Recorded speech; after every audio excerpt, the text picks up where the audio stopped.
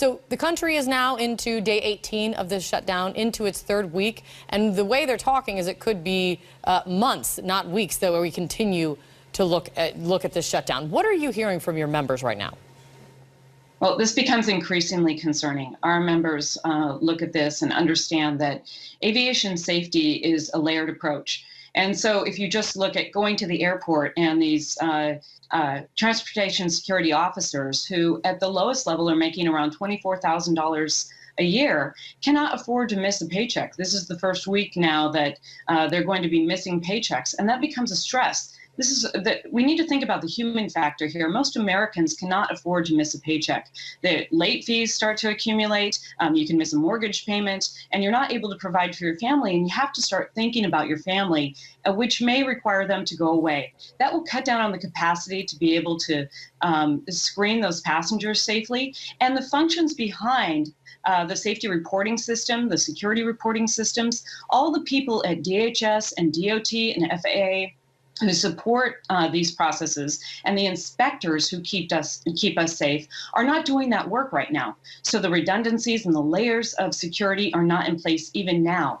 What is going to further happen then is people are not going to be able to stay. I applaud these patriotic Americans who have been coming to work without any certainty of pay, any certainty of being able to recover the pay that they're not accruing now, and now ultimately missing paychecks. And they are coming and they are making the system work as much as they can, keeping it as safe as possible.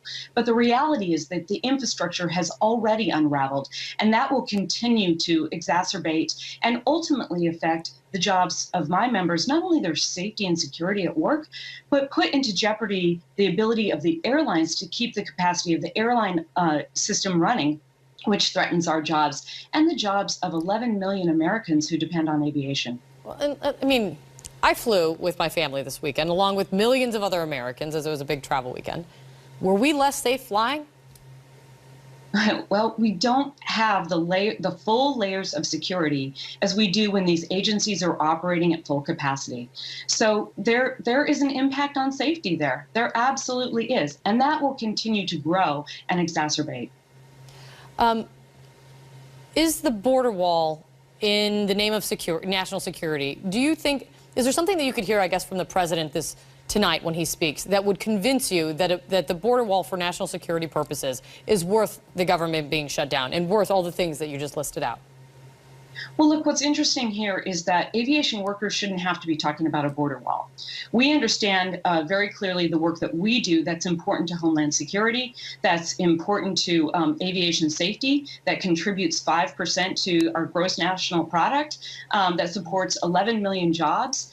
And so we shouldn't be dragged into this debate about a border wall. It has nothing to do with us. And we cannot sacrifice safety and security of certain areas of Homeland Security and our aviation system for a talk about another kind of security. So this is what's wrong here is that aviation workers are being dragged into this debate, used as bargaining chips, and these are real Americans who have to provide for their families. This is not right.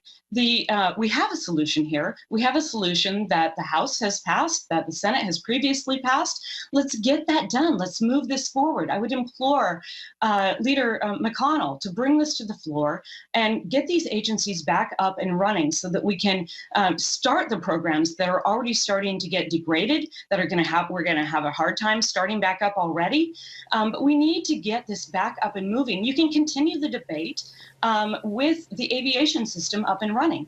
And we need that done now. We need the shutdown ended now, because every single day that this goes on, we become less safe and less secure. And that, I believe, is the whole point of the debate.